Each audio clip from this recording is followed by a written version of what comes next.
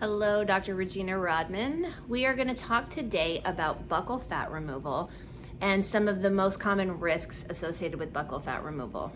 Now, if you come to our office and move forward with this procedure, we give you a big packet of information.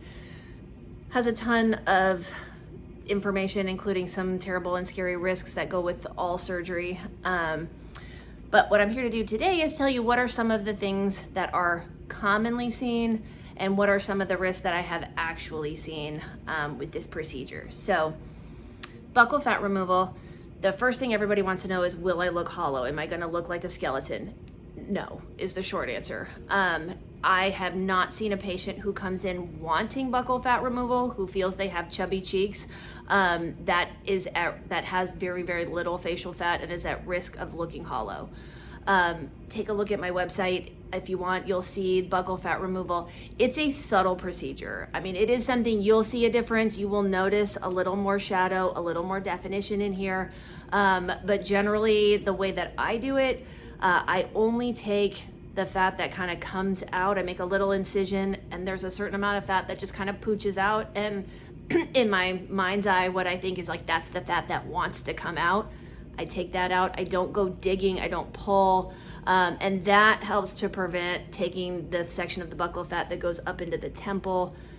I think when that happens, that's maybe what makes people look hollow. I'm not sure. Because all of my before and afters, patients look a little bit more defined.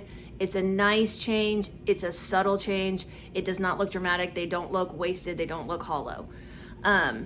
So I don't think that that's really a huge risk of the procedure. And if for some reason there was someone that I think would be at risk, I would just tell them no. So that's part of coming in for a consult, having a discussion, either virtually face-to-face or in person face-to-face, where I can look at your face, assess the way that your face moves, and decide if this is the procedure that is good for you. Other risk of buccal fat removal, probably the biggest, scariest risk, is that the parotid duct, the duct that drains this salivary gland into our mouth, runs right in that area of the buccal fat pad. So there is a risk of doing damage to either the salivary gland or to the duct. Now, if this does happen, it's an annoying problem. It does resolve eventually, but what can happen is that the salivary gland, instead of draining saliva into the mouth, drains it into the little pocket where the buccal fat used to be. So this leads patients to have a big swollen cheek every time they eat, which is super annoying. If this does happen, what we can do is put a little drain until it eventually just kind of burns out and goes away. But this is really rare and it's very unlikely. Other risk is a seroma or a hematoma. Basically, the body just doesn't like empty spaces. And so in that area where the buccal fat used to be, sometimes a little bit of blood or a little bit of just kind of serous fluid, which is just like clear body fluid, fills that space.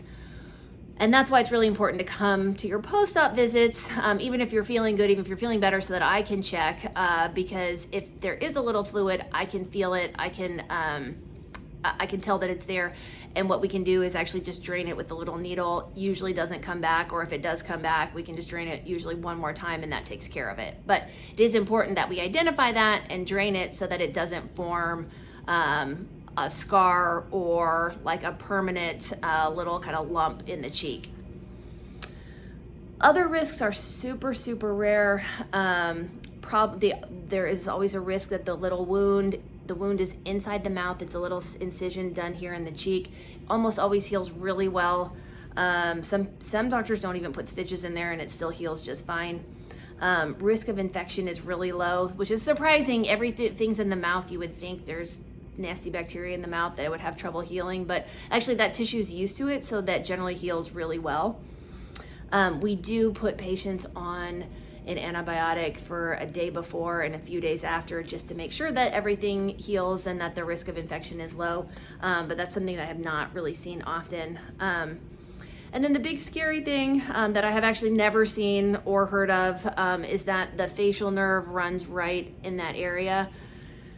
However, The buccal fat pad is actually pretty well away from that, and so I have never been worried that I'm near the facial nerve, but that doesn't mean that it's not possible.